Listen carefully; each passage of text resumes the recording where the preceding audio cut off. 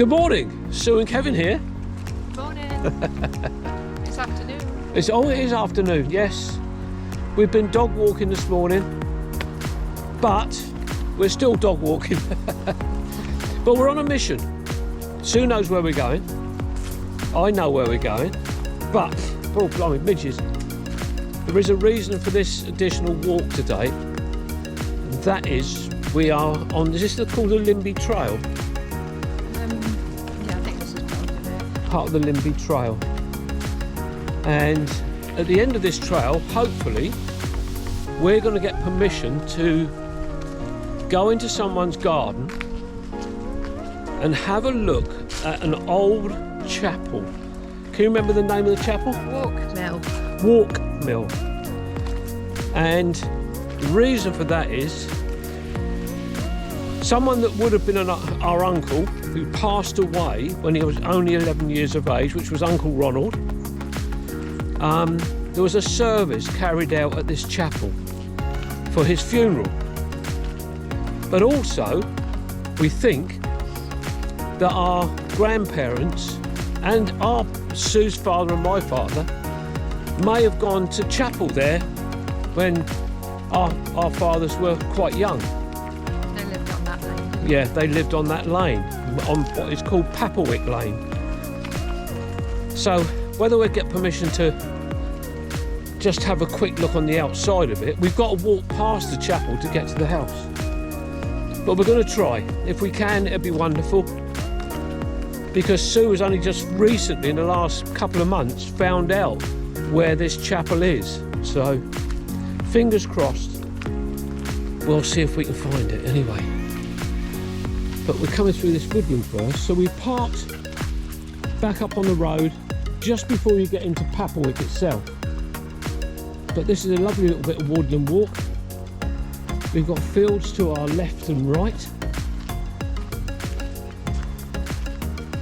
I noticed just now as we came along, lots of bird boxes been put up. Look at this, isn't this lovely? Lovely little walk.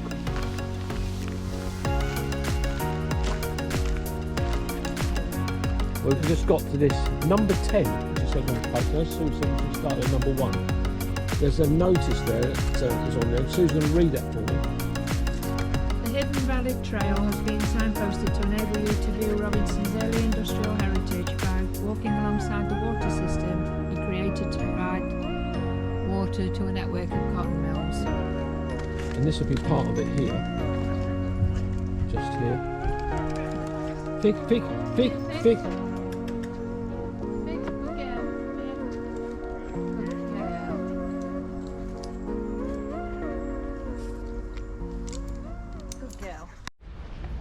No, we're still on the, which is the hidden Limby Trail. But I can hear the cars quite clearly.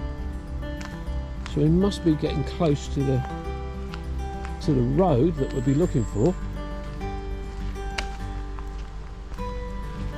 We heard a bird squawking away on our right hand side, and there was a buzzard sat on the power lines. Just sat there for ages. More Pond Woods, that's where we are. A cotton conundrum.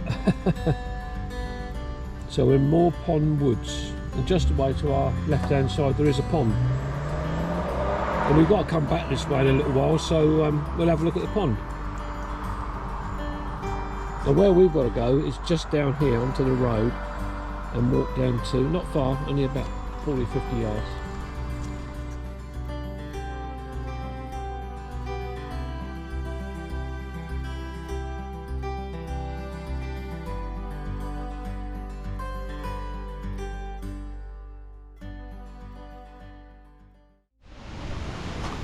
Well, we've spoken to Helen, that is the owner of this, and she's given us permission. We have had a look inside, but I'm not going to put out anything on the inside, but this is the outside of the chapel, and it's lovely to think that Sue's father and my father may well have been to Sunday school here, and our grandparents may well have attended this as a Methodist church or chapel.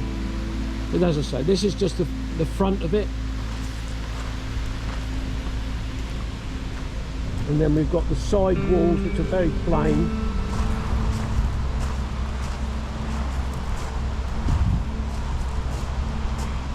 And it's under a tile roof, clay tile roof. But yes, we have looked inside, but we're not going to film inside or take photographs inside. So, and that's purely for the security of the people. And we're not going to be putting out any addresses of the property either. But that was very kind of Helen to let us have a look in there. So yeah, let me just show you one more shot of that. And I'm not going to lift my camera up anymore because the name of the property is just above me.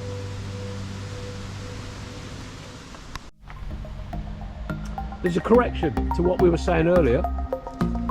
It's actually called the Papplewick Trail, not the Limby Trail. The Limby side of it is the other side of the road where we parked. So that's where we are there on this trail. Part of the old works there, look. And then you've got that there, a little bit of a waterfall.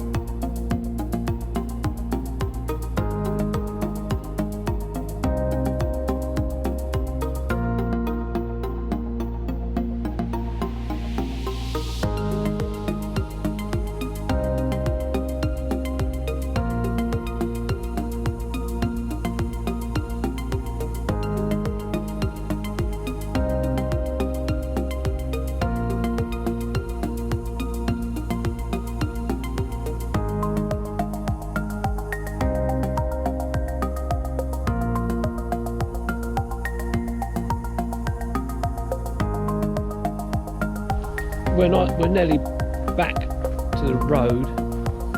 But if you remember on the video earlier, we saw number 10 on the post. Well, number 8 and number 9 were just laying in the bottom of what would have been the stream. So they've had some vandals out here pulling them out of the ground. And it's like Sue said, if you were looking for number 8 and 9, you might have got lost. Fig's having a great time because she's looking for all the birds and she keeps chasing them. Just now she just disappeared away. Uh-oh, that sounded very wet. Oh, she's just been through that. Let's have a look at you.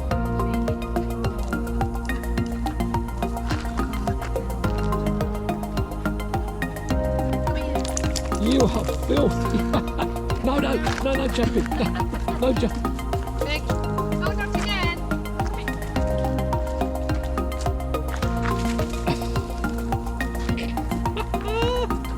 No. Wait. Stay.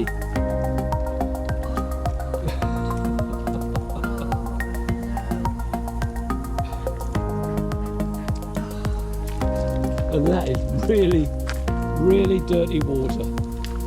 That is exactly the thing that Limby's dog Kai would have done. Dived in there head first and laid down in it. Okay, see if we can get to the preschool and have a look at that. Okay. So look, just come over this bridge and that's where the stream would have run all the way down through there. And then down through here. And that's the wet patch just there that Fig's just been in and got absolutely filthy. And we've got no towel. Oh, actually I have got a towel in the car.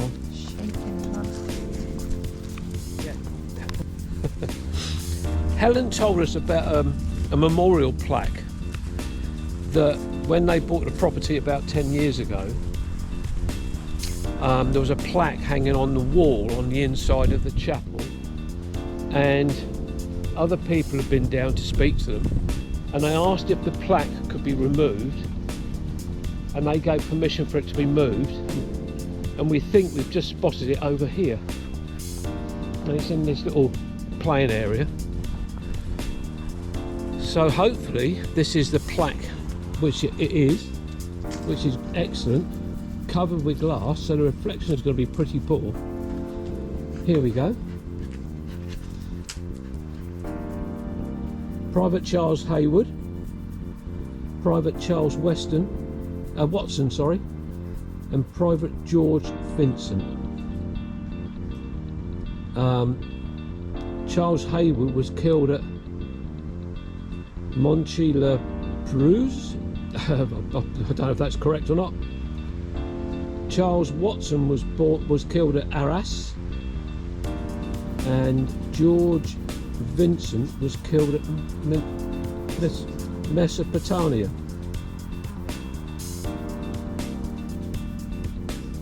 All three of them died in 1917. Charles Haywood was 30, Charles Watson was 38, and George Vincent was 31. That's fantastic finding that, and the fact that their memory has been moved to here and built on a lovely stone plinth is really rather great. I really like that. Super.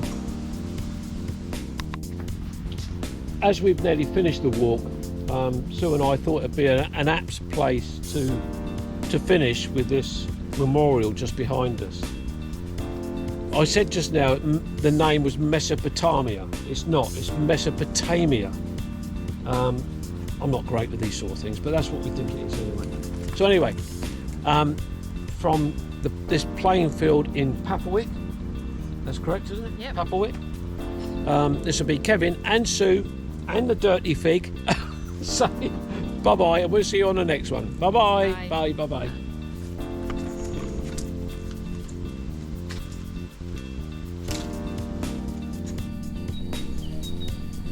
Hello, my name's Andrew Norris and I'm just lying in a meadow in Croatia.